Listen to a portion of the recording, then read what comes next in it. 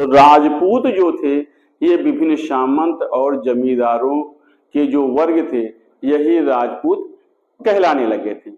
इस वर्ग की अगर उत्पत्ति के बारे में हम अध्ययन करते हैं तो ये विवाद का विषय विद्वानों के बीच में रहा है और इनकी उत्पत्ति में विद्वानों ने दो सिद्धांत दिए हैं, एक है विदेशी मत और एक है देशी मत। विदेशी मत और अगला है देशी मत। जो हमारे इतिहासकार हैं वो राजपूतों की उत्पत्ति इन्हीं दो मतों से मानते हैं। जो इतिहासकार विदेशी मत मानते हैं, राजपूतों की विदेशी उत्पत्ति के मत का जो प्रतिपादन सबसे पहले किया है वो इतिहासकार कर्नल जेम्स टाड ने किया है। उनके अनुसार राजपूत विदेशी सीथीनियन जाति की संतान है। इसका आधार उन्होंने ये बताया है कि सीथियन जात और राजपूत जातियों की जो कुछ सामाजिक लक्षण हैं या धार्मिक प्रथाएं हैं वो समान हैं। कौन कौन से लक्षण या जातियां मतलब उनके धार्मिक प्रथाएं समान हैं, तो उसके लिए जेम्स टाड ने बताया कि सीथियन और राजपूतों का रहन सहन और उनकी वेशभूषा में समानता है। मांसाहार दोनों वर्ग बहुतायत संख्या में करते हैं। दोनों द्वारा रथों के द्वारा दोनों लोगों ने युद्ध किया है और दोनों ही जातियों में यज्ञों का प्रचलन रहा है। तो इस आधार पर उन्होंने कहा कि ये सीथियन भी करते थे और राजपूत भी करते थे, तो इस प्रकार से इन दोनों में अब ये समानता है, इसलिए ये उन्होंने विदेशी माना। सीथियन चूंकि भारत में विदेशी रहे हैं तो कर्नल जेम्स टाड ने राजपूतों को सीथियन जाति का वंशज माना है और उनके इस मत का जो है प्रतिपादन विलियम कुक ने भी किया है। उसने भी ये कहा है कि तत्कालीन भारतीय समाज में कई विदेशी जातियां निवास करती थी। ब्राह्मणों का बौद्ध आदि नास्तिक संप्रदायों के साथ उस समय द्वेष की भावना चल रही थी, अतः उन्होंने विदेशी जातियों का शुद्ध संस्कार करके उनको पवित्र भारतीय वर्ण व्यवस्था में क्षत्रिय के रूप में या राजपूतों के रूप में स्थान दिया था, इसीलिए उन्हें राजपूत कहा जाता है। ये विदेशी मत मतलब विदेशी मानने वाले विद्वानों का कहना है। स्मिथ ने भी ये कहा है कि उत्तर पश्चिम की राजपूत जातियां प्रतिहार, चौहान, परमार, चालुक्य आदि की उत्पत्ति शक और हूरों से हुई थी। इसी प्रकार से गहरवाल, राष्ट्रकूट आदि मध्य और दक्षिण क्षेत्र की जातियां गोंड, भर जाति आदि से या देसी आदिम जातियों की संतान रही हैं। स्मिथ की धारणा यह है कि शक, कुषाण आदि विदेशी जातियों ने हिंदू धर्म ग्रहण किया था और कालांतर में वो भारतीय समाज में घुल मिल जाते हैं, भारत की संस्कृति को अपना लेते हैं और इन विदेशी शासकों को भारतीय समाज में क्षत्रियत्व का पद प्रदान किया जाता है। मनु स्मृति में शकों को व्रात क्षत्रिय कहा गया है।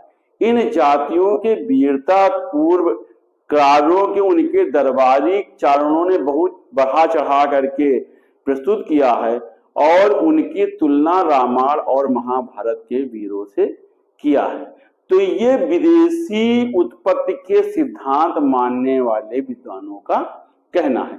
लेकिन देशी उत्पत्ति का सिद्धांत को अगर हम देखते हैं तो उनके अनुसार ये माना गया है कि ये अग्निकुल के 4 राजपूत वंश प्रतिहार, परमार, चौहान और सोलंकी, ये 4 वर्ग ही केवल विदेशी जाति से उत्पन्न हुए हैं।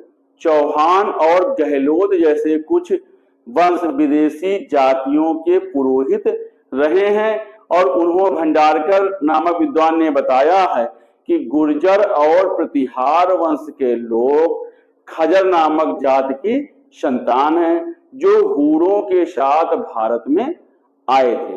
लेकिन पुराणों में हम देखते हैं तो है नामक राजपूत जात का उल्लेख शक, यवन आदि विदेशी जातियों के साथ किया गया है। तो इस प्रकार से इन विद्वानों ने इनका विदेशी जाति होना बताया है। लेकिन हम देखते हैं तो हमको ये महसूस होता है कि इन विदेशी जातियों को शुद्धि द्वारा भारतीय समाज में सम्मिलित कराने के उद्देश्य से ही पृथ्वी राज रासों में अग्निकुंड द्वारा राजपूतों की उत्पत्ति बताई गई है। इस कथा के अनुसार यह बताया गया है कि जब परशुराम द्वारा क्षत्रियों का विनाश किया जाता है तो शासकों का धरती पर अभाव पड़ जाता है। म्लेच्छों और राक्षसों के अत्याचार से पृथ्वी त्राहि करने लगती है, पृथ्वी त्रस्त हो जाती है, पृथ्वी पर अत्याचार बढ़ जाता है। अतः पृथ्वी के इस कष्ट को हरने के उद्देश्य से वशिष्ठ ऋषि ने आबू पर्वत पर एक यज्ञ किया था। यज्ञ की अग्नि कुंड में 4 राजपूत कुलों का उद्भव होता है, परमार, प्रतिहार, चौहान और चालुक्य। इस कथा से यह स्पष्ट संदेश हमें मिलता है कि भारतीय वर्ण व्यवस्थाकारों ने विदेशी जातियों को शुद्धि द्वारा भारतीय वर्ण व्यवस्था के अंतर्गत विदेशी सिद्धांत का जो है विरोध किया है और इनको भारतीय क्षत्रियों की संतान बताया है। इस प्रकार से ये कहा गया है कि इनमें विदेशी रक्त का मिश्रण बिल्कुल नहीं था और ये शुद्ध रूप से भारतीय रहे हैं। हम इस विद्वानों के अगर कथन को देखते हैं तो पाते हैं कि टाड ने राजपूत और सीथियन जाति में जिन प्रथाओं का उल्लेख किया है कि दोनों समान प्रथा और धार्मिक आचार व्यवहार मानते थे, तो ये केवल कल्पना पर आधारित है। ये सभी प्रथाएं तो भारत में सामान्य प्राचीन क्षत्रिय जाति में भी दिखाई पड़ती है।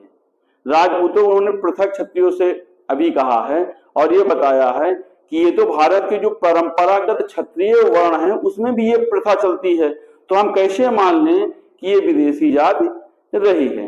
कुक के निष्कर्ष की पुष्टि भी जो उन्होंने कहा कि नहीं, मतलब ये भी विदेशी रहे हैं और ये हूण और शकों के साथ आए हैं, लेकिन उसके बारे में उन्होंने कोई जो है ऐतिहासिक साक्ष्य प्रस्तुत नहीं किया है।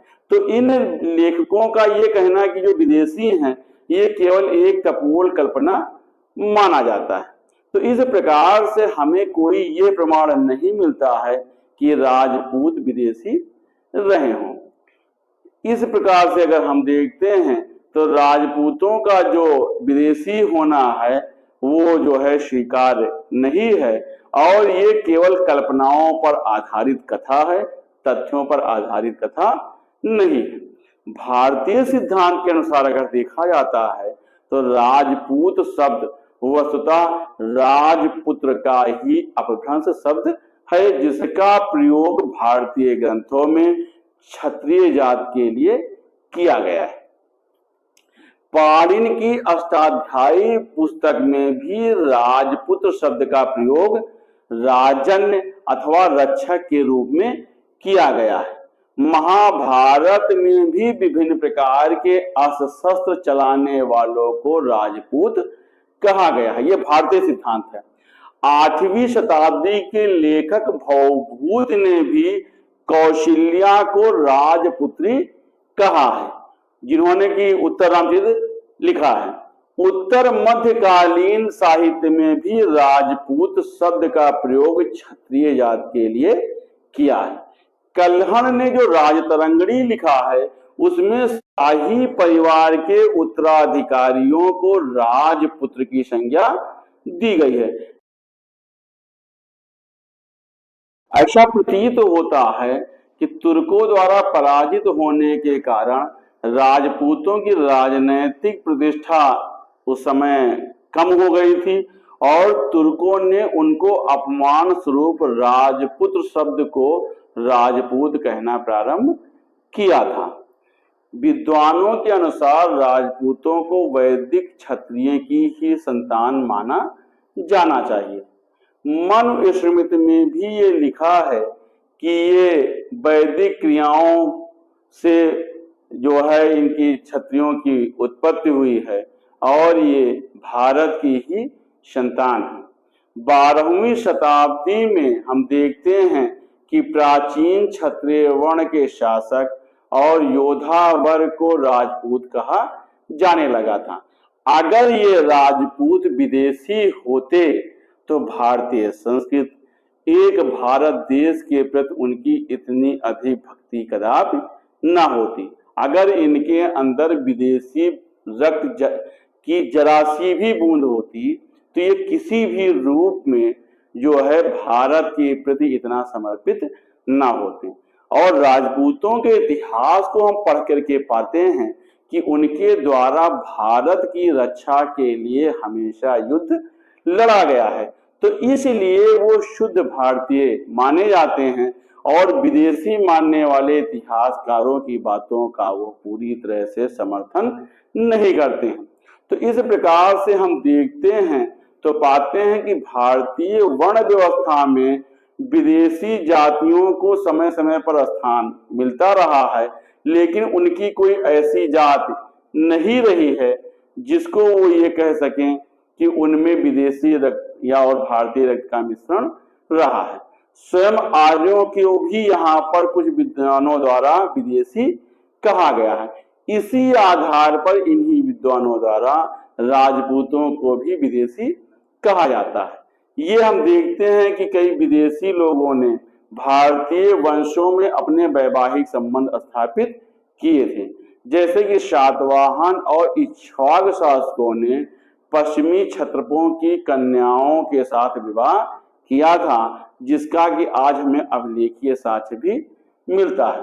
तो इसका कारण केवल ये था कि हमारी प्राचीन वर्ण व्यवस्था अत्यंत लचीली रही हो। वैदिक काल में क्षत्रियों का कोई विशिष्ट वर्ग नहीं था और वो भी समाज में 4 वर्ण व्यवस्था के एक वर्ण थे। इस हिसाब से ये कहा जा सकता है कि उनको जो विशिष्टता प्राप्त होती है उनके वीर और साहसी होने के कारण ही प्राप्त होती है। यदि स्वयं हम क्षत्रिय शब्द का अर्थ निकालते हैं तो छत माने हान से रक्षा करने वाला वही क्षत्रिय है। तो इस प्रकार से हम देखते हैं तो राजपूत जो है वो क्षत्रियों के ही वंशज रहे हैं। वैदिक क्षत्रियों में विदेशी जात के अगर वीरों के मिश्रण का समावेश है तो वो कुछ नवीन जातियां बनी होंगी और वो राजपूत वर्ग में उनको हम नहीं मान सकते हैं। राजपूतों को हम शुद्ध रूप से पूर्ण भारतीय वर्ग ही मान सकते हैं। बाकी वैवाहिक संबंध तो हर वर्ग में होते रहे, तो उस आधार पर कि हूणों की कन्या का विवाह हुआ या शकों की कन्या का विवाह हुआ तो ये विदेशी रक्त मिश्रण के हैं, ऐसा नहीं है। वो तो राज परिवारों में देश और विदेश से विवाह होते ही रहे हैं, तो वो तो एक सामान्य बात है। लेकिन राजपूत विशुद्ध रूप से भारत के क्षत्रिय वर्गों के ही लोग हैं। आधुनिक सामाजिक और धार्मिक इतिहासकारों का अगर हम कथन देखते हैं, जो आज के इतिहासकार हैं, तो उनके लिए उनके अनुसार राजपूत वंश की उत्पत्ति सामाजिक प्रक्रियाओं के फलस्वरूप हुई है। जैसे कि उन्होंने बताया है कि राजस्थान और गुजरात में प्रारंभिक राजपूत वंशों का उदय उस समय हुआ जब गुप्त साम्राज्य के पतन के पश्चात भारत में विदेशी आक्रमणों के कारण अर्थव्यवस्था पतन की तरफ जा रही थी। ठीक इसी समय देश में सामंतवादी प्रवृत्तियों की प्रबलता होती है और प्राचीन राजपूताना क्षेत्र जो राजपूत वंशों का एक प्रमुख केंद्र रहता है और उनमें सामंती संगठन सुदृढ़ अवस्था में होता है। तो इस समय यही लोग इन विदेशी आक्रमणों से देश की रक्षा करते हैं, जिसमें कि वहां के छोटे छोटे भूमिधर और जमींदार होते हैं, जिन्हें कि राजपुत्र या राजपूत कहते हैं। यही आगे चल करके देश की रक्षा करने के लिए राजपूत शब्द से सम्मानित होते हैं। 12वीं सदी की रचना जो है अपराजिता पृच्छा, उससे पता चलता है कि राजपुत्र वर्ग में अधिकांशतः छोटे भूमिधर सरदार और सामंत रहे हैं, जो एक या एक से अधिक गांवों के स्वामी होते थे। उत्तर गुप्त युग में जात प्रथा की बढ़ती हुई कठोरता के कारण समाज में इनका एक विशिष्ट वर्ग बन जाता है। इसी कारण विद्वानों के एक वर्ग की यह मान्यता है कि राजपूत जात में कई क्षत्रिय वर्ण शामिल रहे हैं। इस संबंध में उन्होंने मत्स्य पुराण में उल्लिखित ब्रह्म क्षत्रिय परंपरा या ब्रह्म क्षेत्र की परंपरा की ओर ध्यान दिलाया है। पूर्व मध्यकालीन भारत में व्याप्त आधारों के आधार पर यह कह सकते हैं कि पहले जो ब्राह्मण थे लेकिन जो बाद में क्षत्रिय बन जाते हैं वो ब्रह्म क्षत्रिय कहलाते हैं।